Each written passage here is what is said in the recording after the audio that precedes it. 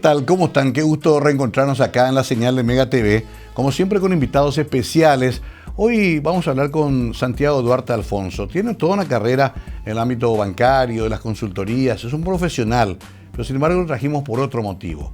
Porque igual que muchos de nosotros, Santiago es un enamorado de contar historias, la nostalgia asuncena, cómo fue esa Asunción de los años 60, 70, 80, donde se fue conformando esta metrópoli y fue accediendo, digamos, a un mundo menos aislado del resto del globo terráqueo. Era difícil, éramos chicos, era una ciudad pequeña, casi provinciana, pero de a poco fuimos entrando en otra forma de vida. Eso retrata muy bien él en varios libros. Tengo uno de ellos aquí, que es el recuerdo de parrilladas y restaurantes que ya no están. Está una historia de Caracol que es hermosa, que estaba acá al lado nomás. Y también del Panuncio, el famoso Panuncio. Y se está preparando otro volumen. Así que tenemos mucho para hablar con él, pero primero presentamos esta semblanza de nuestro invitado de esta noche.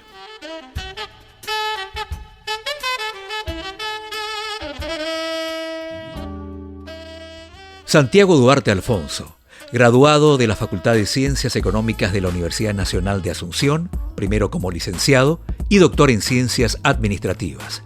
Realizó el curso de posgrado sobre especialización empresarial en la Universidad de Santiago de Chile y en la Universidad Americana en el año 1992. Fue embajador representante del Paraguay en la Organización Internacional de Justicia y Derechos Humanos. Fue director ejecutivo de Competencia Gerencial Internacional, Paraguay. Además, fue presidente de la Sociedad Científica Competencia Gerencial Internacional. Exdirector de Organización y Sistemas del Banco Central del Paraguay. Expresidente del Consejo Iberoamericano para la Calidad Educativa. Expresidente de la Organización Latinoamericana de Administración, OLA, exdecano de Ciencias Empresariales de la Universidad Tecnológica Internacional, UTIC, presidente de la Consultora de Servicios Competencia General Internacional y profesor universitario de la Facultad de Ciencias Económicas de la UNA.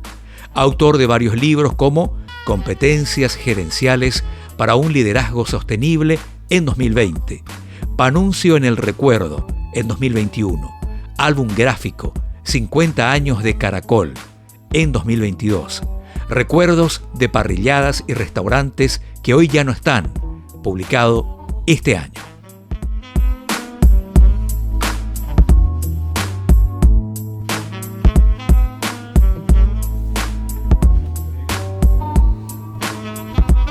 Bueno, un gusto estar acá con nuestro invitado Santiago. Primero, gracias por estar. ¿Cómo te va? Sí, buenas noches, Mario. Buenas noches, apreciada audiencia de esta prestigiosa, este prestigioso medio. Sí, medio que está muy vinculado a la historia del boliche que estaba acá al lado y que se demolió. Exacto, sí. Te acordarás, ¿verdad? Realmente no, muy caro a mis afectos porque con el libro de 50 años del Caracol sí. Tuvimos que hacer una investigación grande, sí.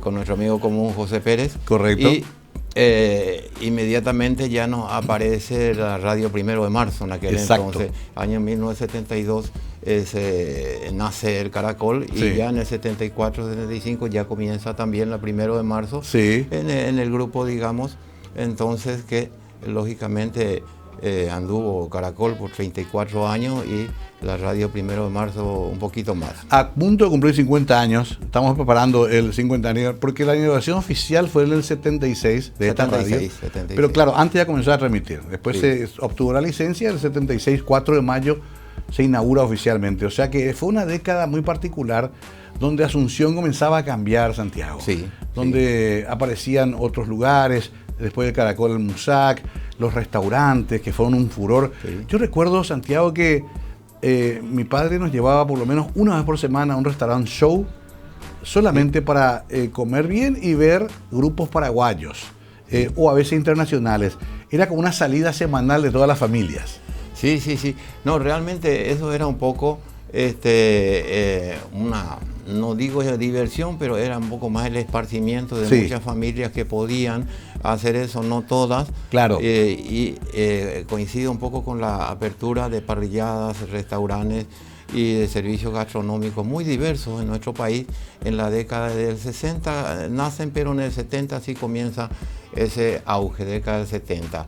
Sí, el Hermitage, por ejemplo, era un lugar tradicional, Sí, el restaurante Show Iguazú, todos estos restaurantes, La Carreta, sí, el Jardín de la Cerveza, Sí, sí. en Quinta, todos los que estaban acá también. Sí. Era un furor y además lo raro, trabajaban de lunes a lunes. Sí, no, y estos tenían una particularidad, los restaurantes de aquella época, parrilladas, restaurantes, había pollerías también. También. Tenían una particularidad que ahora recién nos damos cuenta de que parecía que entre ellos competían quién tenía mejor show, Cierto. porque había o sea, la oferta de sus servicios tenía buena convocatoria, Correcto. no solo de ciudadanos de nuestro país, sino los turistas también que venían del exterior en cualquier época del año, pero más en julio y Semana Santa. Increíble la cantidad de ómnibus que había de turismo Sí. frente a los restaurantes. Sí, De Brasil, sí, de Argentina. Sí, uno, sí. Y uno veía en esos shows a figuras de la talla de Mauricio Cardoso Campo, la Orquesta Perurimá, Félix de Pacaraí. Sí, sí, de repente venía un cantante argentino o brasileño. Los grandes animadores también que conducían. sí, ¿no? sí. Era toda una industria que en realidad se extraña porque terminó un poco eso también, ¿no? Sí, realmente. Inclusive a mí me preguntan por qué terminaron los restaurantes, las parrilladas. Yo no quiero decir terminaron por esto, pero uno de los motivos es, llegó un momento de que decía que competían en los mejores shows. Sí. Llegó un momento, la década del 78, 80, la parrillada, la carreta, podemos hablar porque ya no están. Sí, se puede, sí. La carreta, Jardín de la Cerveza Sí. y el Bosque, cada uno tenía como 8 shows diferentes. Totalmente. Bueno, entonces en ese momento tal vez nosotros decíamos, qué bien, qué lindo, si podíamos, Pero nos daba el mercado para todos. Sí, no, pero hoy, si uno quiere poner 8 shows en un restaurante, en dinero te puede costar 15 a 20 millones de guaraníes por día. Claro, solamente. Entonces, para que veamos un poco lo que es el cambio del modelo, digamos, de oferta gastronómica con show incluido y que no costaban mucho los shows incluidos. Claro, sí cambió. Musical y artístico. Cambió el modelo de negocios, digamos. Sí. Yo me acuerdo que el último quizás fue así muy masivo, fue el Bosque de los Indianos, con Chiquitín Maluf, y bueno, los indianos que fueron un fenómeno, ¿no? Sí. Ya en los 80. Sí. Pero bueno, a ver, vos hiciste y te interesa casi como un hobby, pero finalmente estás publicando continuamente y eso me encanta, un repaso de la nostalgia. ¿Qué te movió a querer contar estas historias? Y bueno, realmente ya me preguntaban cuál fue el origen. Vos sos escritor, me dicen, no, yo no soy escritor. Yo tengo un perfil primero bancario, ¿verdad? Claro. Financiero y económico por un lado, 30 años en banco, pero por el otro lado también un perfil más académico en universidades, docentes y también me contrataron como directivo de universidades en nuestro país, pública y privada. O sea, todo lo tuyo originante es... Esos son 2 patas. La economía, la academia. Sí, son 2 patas, pero la tercera pata, entonces, producto un poco de la pandemia. Ah, ahí también. Entonces, en la pandemia, a mí, igual que a muchos y a todos a lo mejor, nos encerramos 6 meses. ¿Cierto? Y yo comencé a pensar, ¿qué puedo hacer? ¿Qué puedo hacer? Y entonces, tenía la computadora y comencé a pensar y a encontrar personajes de mucho prestigio y personajes olvidados por la historia. Algunos eran políticos, otros militares, otros músicos inclusive, artistas. Entonces olvidados, algunos músicos porque andaban por Europa triunfando, eran olvidados acá. Y ese tipo de cosas. Pero después entre esa selección que hice de personajes y de locales, entonces me apareció el Bar Juventud, que es conocido como el Bar Panuncio. Bueno, el Bar Juventud es un restaurante que se forma un poco después de la Revolución, 1947, y fue hasta el 2003 estuvo abierto. Un restaurante que llegó a estar abierto las 24 horas del día. Qué increíble, y ¿no? todos los días del año, en realidad que no, 2 días no habría, Viernes Santo y 1 de enero. Claro. Entonces le miré a esa posibilidad de editar un poco algunas historias que han ocurrido con Panunzio, y comencé a recorrer, a hablar con amigos y por supuesto con gente mayor que yo. Yo estuve también algunas veces allí, pero comencé a hablar y me contaban cada historia. Te iban contando historias. Y contaban historias que eran maravillosas y que ya estaban siendo olvidadas. Claro, exacto, porque eso no entra en la gran historia, no es una batalla militar, no es una gesta heroica, pero formó parte de la construcción de nuestra sociedad. Sí, no, un señor.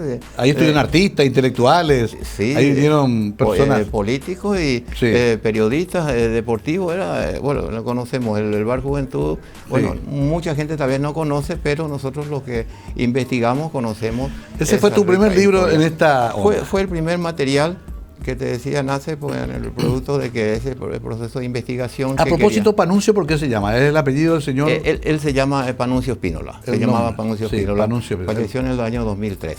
Ese fue le dio el nombre, su nombre a su... y la gente decía el Bar Panunzio. Realmente era Juventud. Bar Juventud. Claro. Juventud comienza como un almacén, después la señora comenzó a dar comida, y después la señora también tenía una pieza para hospedaje, se hizo una pensión y se fue agrandando. Vos sabés que eso era muy paraguayo.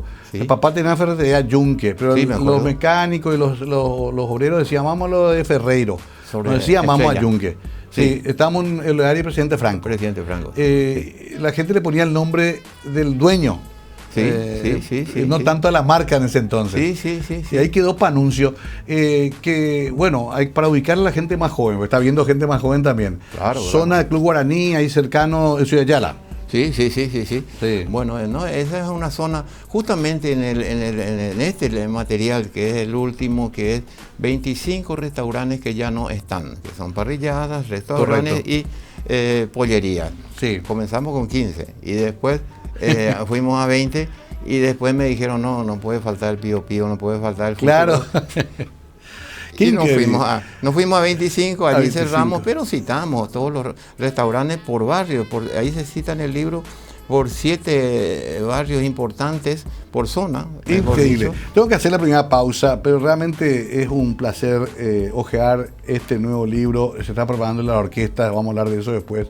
Pero sí, el famoso El Fugitivo. Se decía que el dueño se había fugado, ¿te acordás? Sí. Después me vas a contar esa historia. Las hamburgueserías, la parrillada del rancho, el Iguazú que recién mencionamos.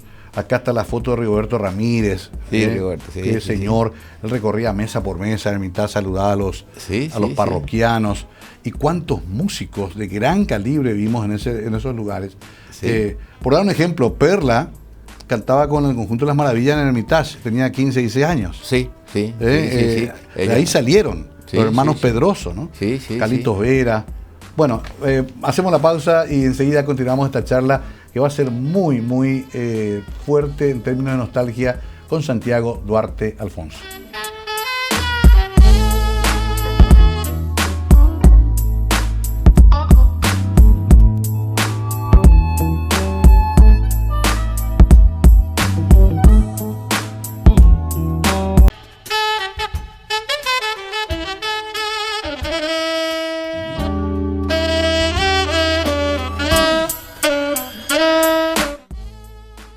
Seguimos conversando acá en el corte y todos seguimos hablando con Santiago porque este tema siempre genera recuerdos, anécdotas. Quiero volver al libro del cincuentenario de Caracol.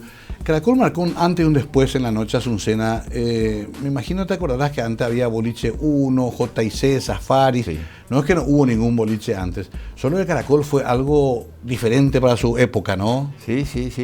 No, realmente lo del Caracol fue algo diferente y fue un boom porque... si nos ubicamos en la década del 70, vamos a llamarle boliche, pero eran pequeñas discotecas que funcionaban en el centro de Asunción. Correcto. Palma, Estrella, Presidente Franco, estaba la confitería Caracol ya también. Pero después el Caracol en el año 1971 comienza el trámite para ver algún local y me contaba el arquitecto que trabajaba con el arquitecto Puente, uno de los que viven todavía. ¿Y Sassi puede ser? ¿O no. Juan L. Cristal ya murió? No, Juan L. no estaba. Uno de los que trabajó con José Puente. Sí, uno de los que trabajó con José Puente. Me dijo, el primer local que vimos era donde está la iglesia de los mormones sobre España. Estaba bien ubicado. Claro. Era una esquina. Una amplia esquina, pero no sé si había una casa, cómo era, pero un buen local. Y después plantearon a los dueños del que iban a hacer del Caracol, porque todavía no nacía el Caracol, claro, de la discoteca. Y entonces, al final no se convencieron y de allí surge la idea de Alcides Rivero de que le ofrecieron en una zona medio boscosa de Asunción, claro, en las afueras de la Asunción, alejada, en 1971, sí, y le ofrecieron como 10 lotes, no sé, claro, creo que tiene una hectárea y media, sí, porque está la laguna, ahora está la radio, ¿verdad? Sí. Entonces 1,5 hectáreas y le ofrecen y le dijo al arquitecto y a Puentes, esto me ofrecen, por tanto, y muy barato. Y le dijo el arquitecto, yo no sé esa zona, porque es bosque, tiene una avenida ahí enripiada, finita, ¿te acordás? Sí, finita. Sí. Y bueno, entonces, pero después se juega, lógicamente, seguramente hablando también con Miguel Ángel Naput, y se juegan por el Caracol que venga se construya en el local sobre la avenida Félix Bogado. Aquí en el local sobre Félix Bogado, y comienza la construcción 71 y el 4 de junio del 72 se inaugura. Ok, sí. Se inaugura el Caracol. El 4 de junio del 72. Qué increíble, porque ahí quiero parar un poco el relato que haces tan interesante, porque hay fotos de la época, así de jovencito, Miguel Ángel también, el papá de Juan Ángel. Sí.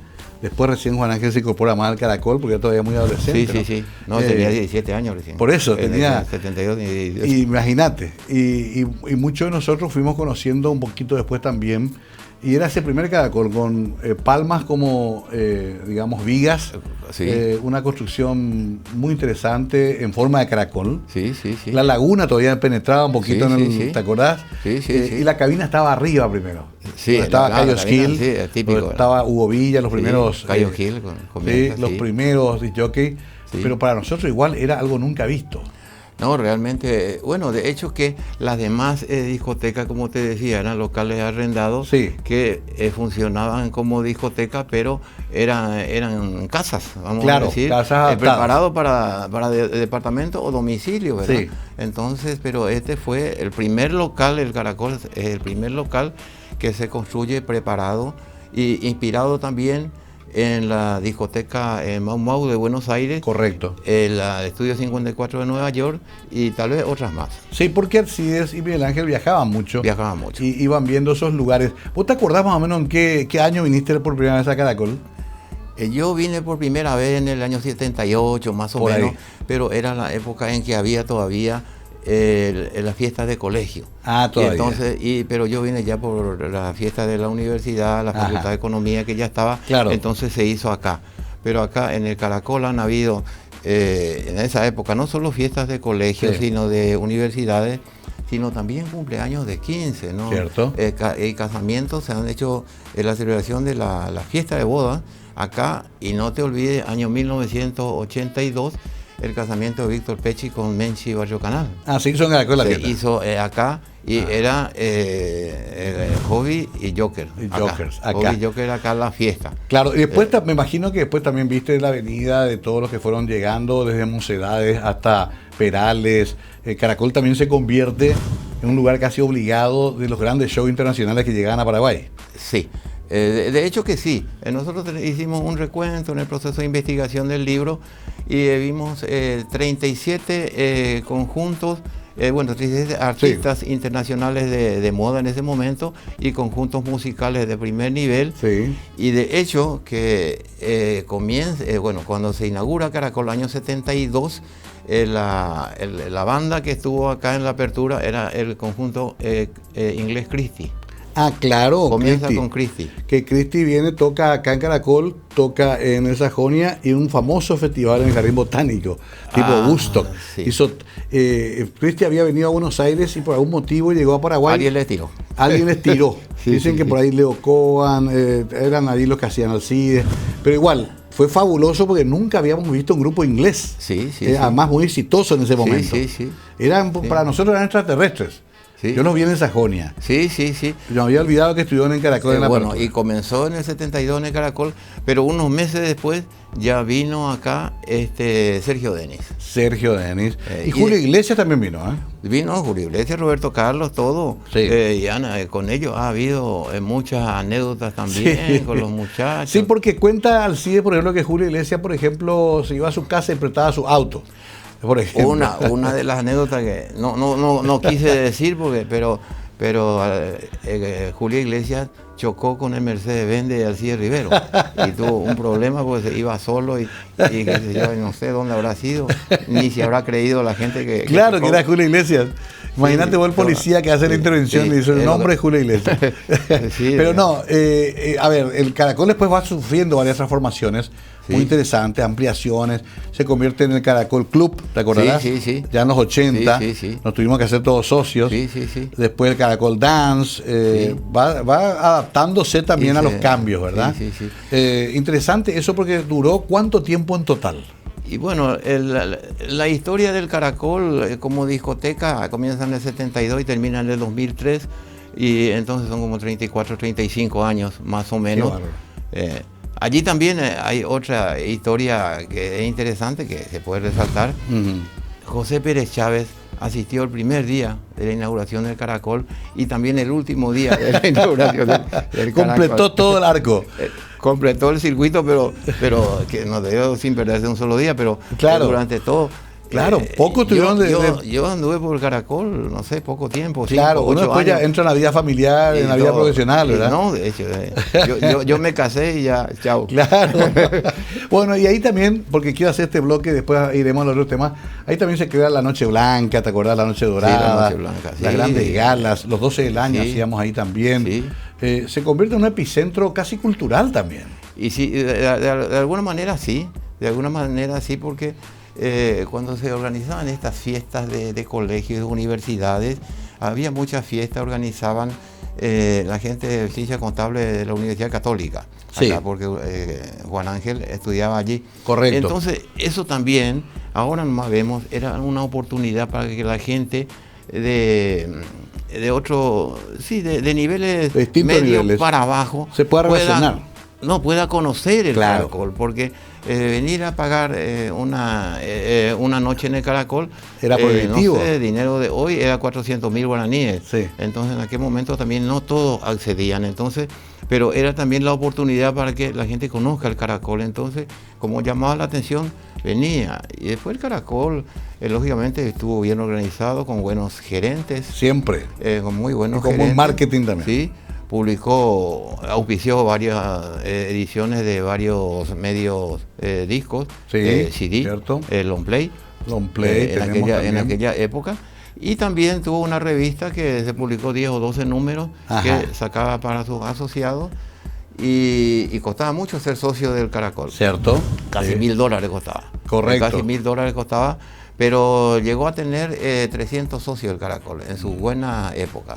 Qué increíble, ¿no? Cómo se fue construyendo toda una, dinastía a partir de Caracol. Uno recuerda a todos los gerentes, a los mozos incluso, se les recuerda hasta hoy, ¿eh? Claro, Uno recuerda el apellido Britos, Oscar Franco. Yo hablé con Britos, en San Lorenzo vive todavía. Casanova. Uno recuerda a Barbosa en la época inicial, Barbosa, los gerentes. Barbosa, el cuñado de Alcides. Sí, el tío Guille que le decíamos. Siempre Alcides me cuenta que decía, anoche no estuvo también, la noche se vendieron apenas 2 docenas de champán. Porque no olvides que también había el boom de Itaipú. Y había un dinero. Y allí comienza, la década del 80, lógicamente, Itaipú comienza a generar, terminó la obra en 1980. Entonces ahí comienza un poco a verse el capital de gente que trabajaba o estaba vinculado. Que tenía otro poder adquisitivo también. Sí, y que estaba vinculado de alguna manera también con gente que trabajó en Itaipú. Cierro con esto lo que cierto es que el edicto que pone Stroessner, primero era para cuidarlo, dicen que a Goli. Sí. Pero parece que en el Caracol también surgió algún Sí. incidente. No, realmente no puedo dar nombre, pero sí fue en el Caracol un problema. Ajá. Entonces, entre dos muchachos, vamos a llamarlos, eran Sí, chicos hijos jóvenes, del poder. y que estaban vinculados al poder, uno vinculado a la policía y otro al poder judicial. Y entonces allí se armó un encuentro en donde lógicamente el Supremo dijo, entonces basta. el presidente dijo, no, vamos a hacer esto. Y fue una medida, por un lado, acertada, porque se mantenía una disciplina diferente a la de hoy. Sí, pero sí. por el otro lado sí fue, no desacertada, fue... restrictiva, digamos, ¿no? De la libertad. No, destruyó en parte la noche asuncena, que terminaba a la 1:30, 2 o 3 en los restaurantes, y perjudica a muchos restaurantes. No se habrán fundido los restaurantes, pero achicó el marco donde podía recaudar. Y achicó porque la gente, coste que había algunos que hacían trampa, acá mismo se hacía... seguía puertas cerradas. En el Caracol, sí, pero se esperaba media hora y después continuaba. Pero se podía hacer eso porque adentro estaba todavía el hijo del jefe de policía. Tengo que hacer la pausa. Anécdotas de otros tiempos que parecen tan lejanos y fueron hace apenas un par o 3 o 4 décadas, nada más. Historia reciente que justamente Santiago Duarte captura en sus libros, que son muy, muy agradables de leer, porque además traen mucha documentación gráfica que todos queremos ver, las fotos de la época. De hecho, en este programa vamos a ir pasando algunas fotos que Santiago ha sabido recolectar. Enseguida volvemos con más lo que está preparando en la historia de las orquestas. Qué época aquella también. A la vuelta.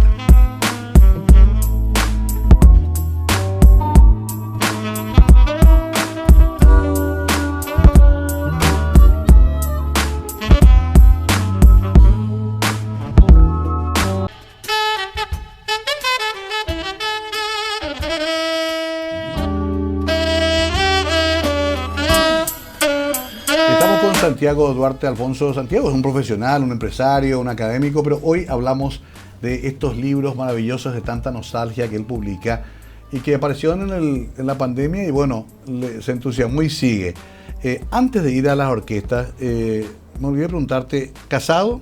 Casado. ¿Con quién? Sí, Alice Couchonal. Ok, ¿y cuántos hijos? 5 hijos. Ajá. Sí. ¿Alice conoció también el Caracol o no? Sí. Bueno. ¿Contigo o con otro amigo? De las dos formas. Claro, con grupos de amigas, claro. Amigas de colegio y también. ¿En qué colegio estuviste? Y yo comencé Redentoristas y terminé Salesianito la secundaria. Okay. Todo el colegio Salesianito. Hiciste. Y después Economía de la Nacional. Y después Economía de la Universidad Nacional. En San Lorenzo ya. En San Lorenzo. Ya, eran épocas en que todo parecía más pequeño también, pero si había un fenómeno que nos impresionaba a todos en la Casa Argentina, en el Sajonia, en el Miguá, en Alemán, eran las orquestas. Sí. Íbamos para verlos, nos fascinaba el despliegue de luces, de sonidos, ellos también se esmeraban. ¿Qué fenómeno fue ese también, no? Sí, sí. No, realmente fue un fenómeno porque Asunción comenzó a tener una vida social mucho más movida con la creación, digamos, de las orquestas que comienzan yo diría con los hobbies. A partir de allí, Joker, Afterman, Tommy y compañía. Sí. Si bien es cierto, si miramos un poquito antes de ellos, había también orquestas y buenas orquestas, sí, pero se llamaban típicas. Eran las típicas de Orrego, Jester Boy, B-Boy, Serenay de los Hidalgo. Claro. Entonces, otra onda. Y en la década del 70 comienza el auge de creación de algunas orquestas de música rock, pop, sí, llamado también Nueva Ola, Voltov, lo que sea. En un momento dado el clásico era Joker Hobbies. Hobby Joker mucho tiempo. Mucho tiempo. Sí. Hasta que después aparecen Aftermath y Tommy, por ejemplo. Sí, después aparece Aftermath de Tommy. Sí. Sí. Pero después se multiplica el fenómeno. Y después sí, mucho más. Sí, Shamba Show, Equipo 87, y que marcaron época de esa queremos abordar también en otro material. Y las que estaban en las fiestas de moda. Sí. Pero hoy día, si queremos comparar con aquella época, es muy difícil, porque hoy día en una fiesta grande hay una sola orquesta. Máximo. Será muy buena máximo, pero Sí. antes veíamos las fiestas de debut, por ejemplo, 2 o 3 orquestas. Sí, en Año Cumpleaños, Nuevo hasta sí, 4 o 5. claro, cumpleaños de 15, yo llegué a ver con 3 orquestas. Sí, y hacían doblete, triplete, y a veces hasta 4 shows en una noche, recorrían.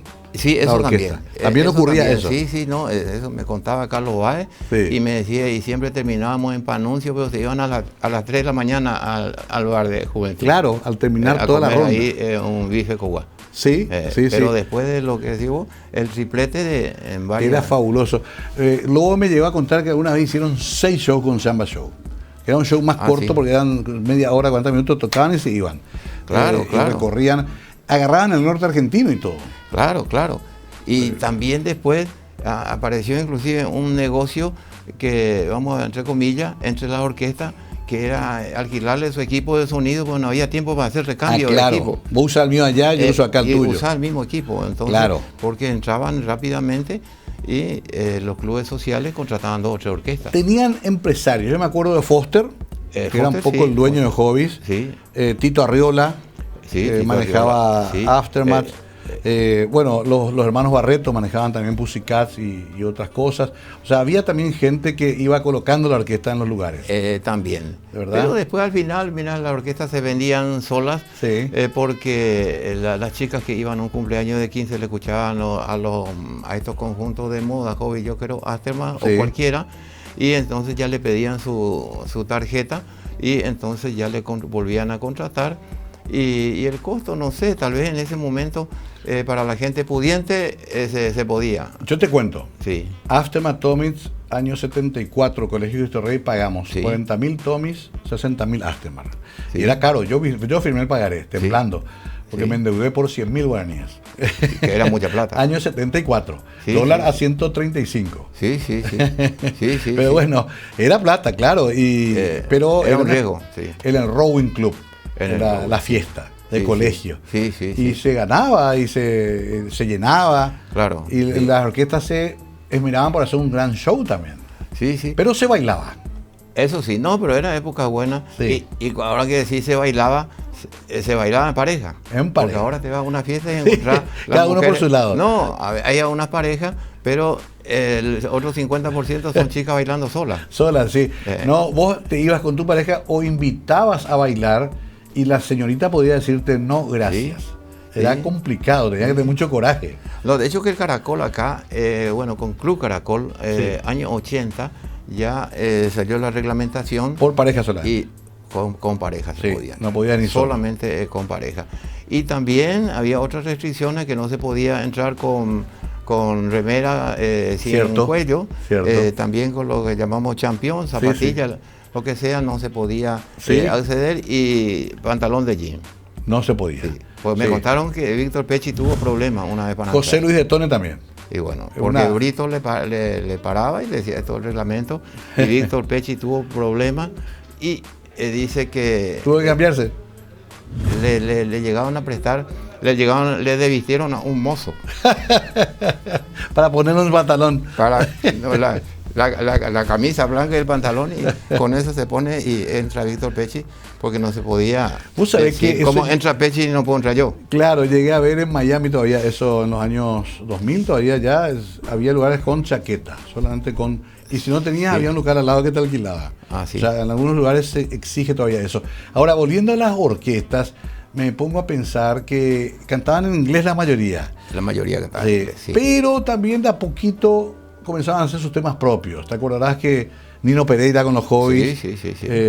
Y Carlos Báez mismo. Y Carlos Báez mismo, Color de Universo. Sí. O sea, fueron evolucionando sí. ellos también. Sí, realmente, realmente. Lógicamente sí, vean primero un poco un replay de las músicas de Claro. mucho éxito. Sí. Y el que más traía discos del exterior, no, la gente no viajaba mucho en aquella No, época, hay que ubicarse no. el costo de los pasajes aéreos. Sí. Era Juan Ángel Laput. Claro. Se fue, estuvo una temporada en Londres, Sí. y allí trajo unas partidas, pero también él trajo desde los Estados Unidos y otros centros. Sí. Entonces de Y difusión de ahí de la se sacaba, música. y de la radio se sacaba Sí. repertorio. Y bueno, de hecho que para mí la radio 1 de Marzo es la que en ese momento y por lo menos casi 20 años tuvo la mejor colección de discos. Sí. Había una colección de discos de oro. Sí, 1 de Marzo. Que vos conocerás mejor que yo. Sí, que no tenían las otras radios, entonces era... No, muy feo el costo, cuánto representaba. Y vos sabés que tanto se invertía en eso que se traían duplicados, triplicados para Caracol también. O sea, se traía el disco, por ejemplo, el nuevo de los Bee Gees, 1 de Marzo, tenía otra copia Caracol. Para que también suene en Caracol lo que 1 de Marzo ponía. Era extraordinario ese momento. Y en cuanto a la orquesta también, recordemos que ellos iban innovando hasta tal punto que muchos hicieron conciertos ya en salas, en el Victoria, el Guaraní, te acordarás, homenaje a los Beatles, unos shows muy bien producidos, digamos. O sea, fueron creciendo esas orquestas. Sí, no, lo que quiero decir es que la radio 1 de Marzo tenía muchísimos discos que no había Music Hall. Totalmente. Que no podía comprar en Music Hall. Claro, porque Music Hall traía de Argentina y Brasil. Claro. Y esto venía de Londres, o de Los Ángeles o de Miami. Estados Unidos, entonces sí. Era otro mundo. Sí. Hay una vieja discusión, ella me toca de cerca a mí, porque a nosotros nos acusaban los jockeys de haber sido los que matamos a la orquesta. Tuvimos discusión en la época, había una situación tensa, después al final trabajamos todos juntos. Pero en realidad también tuvo su época de gran auge, después fue cayendo. Quizás los costos tampoco ya eran soportables, ¿no? Claro. Y bueno, ahí... Lo que sos economista, siempre entra el factor económico otra vez. Ahí está lo que yo te decía, en la época del auge de época de oro de las parrilladas, también. Esas décadas 70, 80 no se podía sostener. Y 90, se podía pagar todavía, pero hoy día ya no. Y para yo estuve en cumpleaños de 15 con 3 orquestas. Claro. Y hoy eso es impensable. La hermana de Napú, de Juan Ángel, de Virginia. Vicky Virginia. Sí.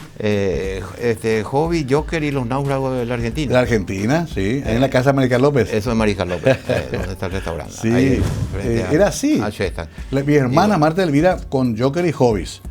Joker regalado por mi tío Nené González Cabello, papá de Julio, y Hobbies por mi padre. En el centenario era melliza, por lo tanto 2 orquestas. Una sensación, ¿verdad? Era como que parecía Las Vegas eso. Sí. Pero bueno. Y nosotros disfrutábamos. Claro. De la juventud. Había colados también en la época, Bueno, eso justamente, eso me dijeron que se puede hacer un libro sobre los piratas. Piratas. Porque tenemos nombres. Hay nombre y apellido. Nombre y apellido. Famosos. Y anécdotas. Algunos son altos empresarios, ahora son importantes referentes, pero era toda una historia, colarse. Casa Argentina, se hacían los 15 años, Círculo Militar, aparte del centenario. El Colegio Goethe. El Colegio Goethe. En el piso de arriba, ¿no? Y el Círculo Policial y el militar, por supuesto. El Círculo Militar, policial. En cualquiera de los casos, yo nunca quiero decirle a mis hijos antes era mejor, era una porquería, porque cada tiempo tiene, pero realmente fue una época muy feliz. Bueno, yo, para no ofenderle a mis alumnos en la universidad, les digo, nosotros somos de la generación del respeto y del orden. Claro.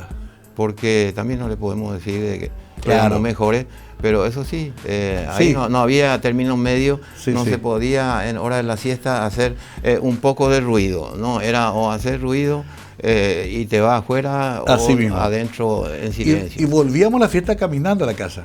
Bueno, eso hoy imposible. Eso era también toda una historia porque tengo la experiencia de haber cruzado varias veces la ciudad. El mercado 4 de punta a punta, 4 manzanas y ahí esquivando a toda la pobre gente que estaban durmiendo en el suelo y después de venir del cuartel también allá de la I-14 cruzamos el cementerio del sur. Del sur. Bueno, tengo que hacer la pausa. Santiago Duarte está con nosotros.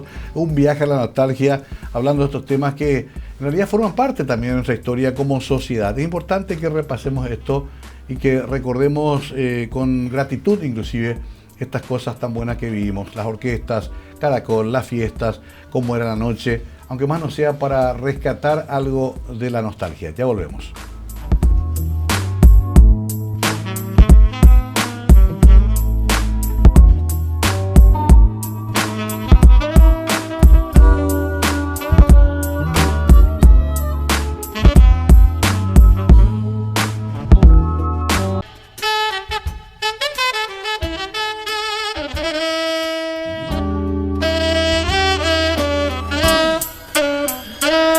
con Santiago Duarte. Me avisabas o me decías, Santiago, que mi querido primo José Pérez Chávez te ayudó mucho en el libro de Caracol, por ejemplo. Sí, sí, sí. José es una máquina de tener recuerdos, de vivencias y documentos también, como de fotos, Sí, tiene sí, muchísimas. Sí, realmente. Es un hombre que vivió esto. Sí. No, y ahora que me decís, yo te cuento, no es simpático, pero es real. Nace la idea del libro por José Pérez. Nosotros vinimos, te digo, acá al lado al Caracol, Sí. el 20 de septiembre del 2020, 2021. Me acuerdo, Bueno, se hizo como una cuando especie se iba, de despedida. Sí, cuando se iba Sí. a demoler. Entonces hubo una semana que la gente comenzó a desfilar por allí. Sí, sí, Pues yo sí. vine, me encontré con José Pérez, Celia Escobar, José Celita. Félix, Bruno Masi. Claro. Tuvimos acá unos cuantos, coincidimos un domingo. Sí. Y me dice, José, vos tenés que hacer el libro del Caracol. Que voy a Y pensar ahí yo trajo en unas hacer el fotos, libro. él me acuerdo. ¿Te acuerdas que tenía sus fotos de él así? Sí, vos tenés que... cuando se iba a demoler el Caracol. Claro, Y te dice, digo, vos- pero sí, yo, vos- yo también vine. Sí, Estaba claro, Sordina, claro. estaban Miguel Sordina Arrúa, también, todo. sí, sí. Y yo veo que tiene un sobre acá él. Sí. Y digo, sí. ¿qué es eso, José? Y me muestra. A las fotos. A Las las fotos, Sí, no lo tenía, bueno. Y muchas de esas usaste en el libro. No, y a eso quiero llegar. Entonces me dice José, que lo conozco bien desde mucho antes de Claro. esa época, y me dice, vos tenés que hacer. Y no sé, yo estoy ahora comenzando otro libro y mira, era justamente este. Y me dice, no, tenemos que hacer. Yo te voy a dar las fotos, me dice.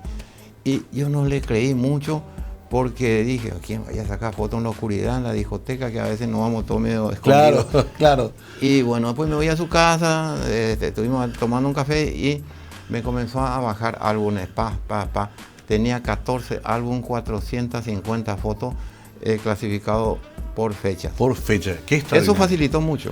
Claro, No quiero claro. alargar, pero era un Porque poco la realidad. Es una época que había que tener la foto física, no había Claro. internet. Claro. Y las fotos que él tiene son fotos sacadas evidentemente por profesionales, fotógrafos, amigos Claro. de él que seguramente le compraba, le vendía. Sí, sí. Pero tiene de desfiles, de fiestas temáticas. No, él tiene, pero tenía, él lógicamente que invertía, porque no, es Sí. que le pedía a un fotógrafo Sí. que le acompañe, le saque, le daba ahí un dinero y, Claro. y lógicamente el fotógrafo por irse tenía que cobrar. Tiene- Sacaba las fotos y bueno, pero esas le entregaba todo a él, pero él se molestó en ordenar todo. Claro, que es otro tema también, porque a veces vos tenés ahí No guardado, no cualquiera. sabes ni dónde está. No cualquiera. No, yo siempre agradezco esa memoria que tiene José, pero además esa alegría que él transmite hasta ahora, ¿no? Tiene un ánimo espectacular. José Félix también, José Félix Díaz, gran amigo.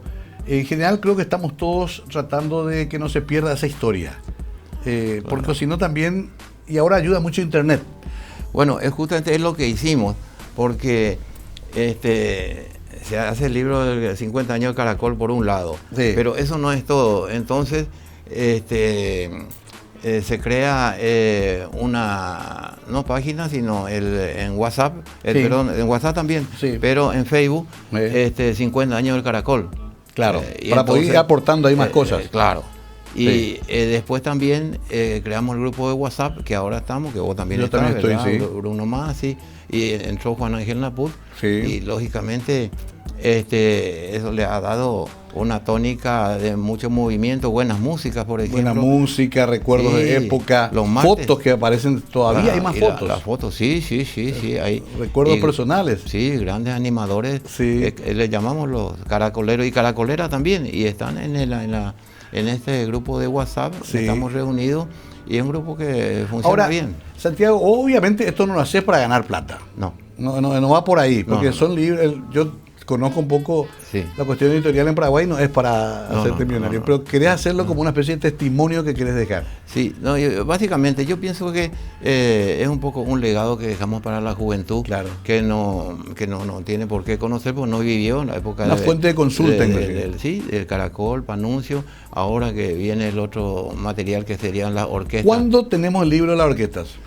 Y yo estimo que antes de fin de año. Antes de fin de año. Antes de fin de año, ya arrancó, estamos hablando con algunos. ¿No se te enoja de repente alguna gente? Yo falté, no me pusiste a mí, te olvidaste de mí. Eso no falta, pero Nunca no, falta. Sí, nos enoja la gente, o si no, a veces después de que haya salido el libro te cuentan historias, Claro. anécdotas y cosas así que son muy importantes y son ciertas. Yo a veces le digo, escriban también ustedes, todo está bienvenido. No es que uno quiere ser el dueño de la historia del Caracol ni de las orquestas. Sí. Si hay más material, mejor. Sí, pero como vos sabés, no es fácil escribir un libro, porque tiene sus etapas y tenés que quemar las 4 o 5 etapas, que es un poco, que comienza con la recolección de la información, correcto, ordenamiento, la clasificación, y después está la parte de la imprenta. Claro. Y la última, que a lo mejor la más difícil, poner la plata para la imprenta, para retirarlo, el capital, el material. Entonces son 4 o 5 etapas bien concretas, que hay que recorrer. Pero quizás la más importante, que yo suelo decir a gente de muy confianza, que es pegar la cola en la silla 150 horas. Sí. Para producir material. No es lo más difícil, pero claro, no es fácil. Cierta disciplina hay que tener. Hay unos escritores que dicen una página por día, hay que hacer por lo menos, dicen algunos. Hay que sentarse. Si no hiciste una hoy, mañana 2 páginas. Claro. Sí. Qué bueno, me da la impresión, Santiago, también, ya para ir redondeando esto, que encontraste también una vertiente que te ayuda también a vos mismo a trabajar con tus propios sentimientos, con tus recuerdos. Es un ejercicio sano también. Sí, no, realmente un ejercicio sano, pero más que nada, a mí me alegra que la gente se pone contenta al ver un libro que dice parrilladas que ya no están. Claro. Y al ver fotografías de restaurantes que ellos estuvieron alguna vez, y acá en el libro nosotros sacamos 2 fotografías, inclusive, que no estaba previsto, de 2 platos del Carioca. Milanesa a lo todos pobre. Recordamos la famosa milanesa a lo pobre. Milanesa a lo pobre, y una milanesa ahí a lo pobre del Carioca. Y toda la gente ahí se recuerda. Ahí decís, eso, para mí eso es el mejor pago, que la gente se acuerde de que se fue al Carioca, y después me cuentan anécdotas. Bueno, yo quiero decir al final también que, claro, hay otra gente. Luis Schwarman ha hecho un par de libros muy lindos de Asunción, Luisito. Sergio Ferreira ha escrito sobre el rock paraguayo. Parodi también, que ya nos dejó, Alcides. Mucha gente aportó con lo que pudo.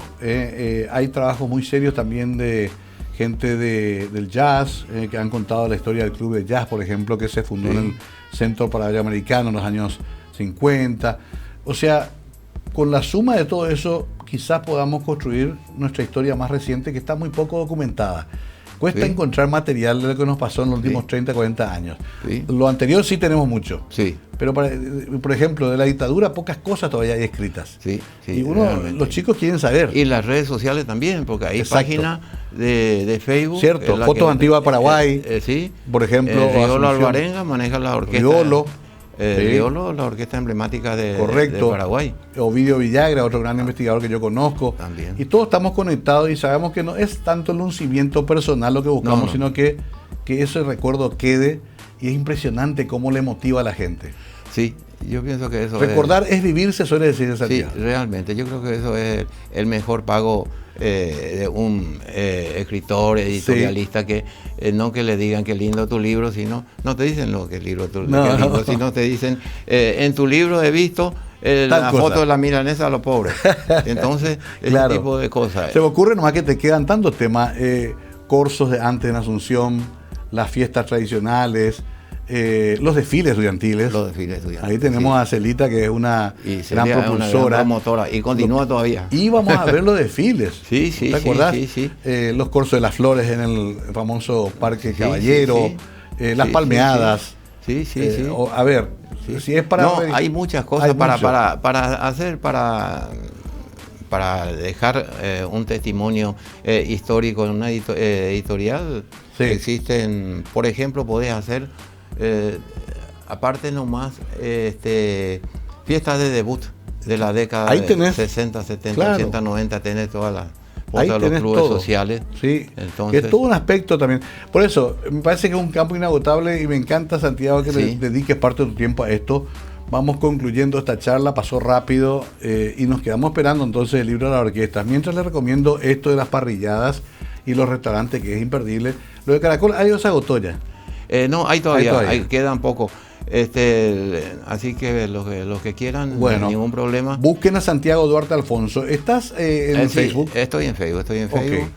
pero mi teléfono es fácil. Tu teléfono también. Vamos a poner Sí, ahí en el así que programa. no hay problema. Bueno, Santiago, qué gusto que hayas venido. Hace rato quería tener esta charla contigo. Seguramente no será la última vez que hablemos, pero sobre todo, gracias por compartir tus recuerdos con nosotros, con la gente, y de esta forma despertar el sentimiento tan noble de la nostalgia.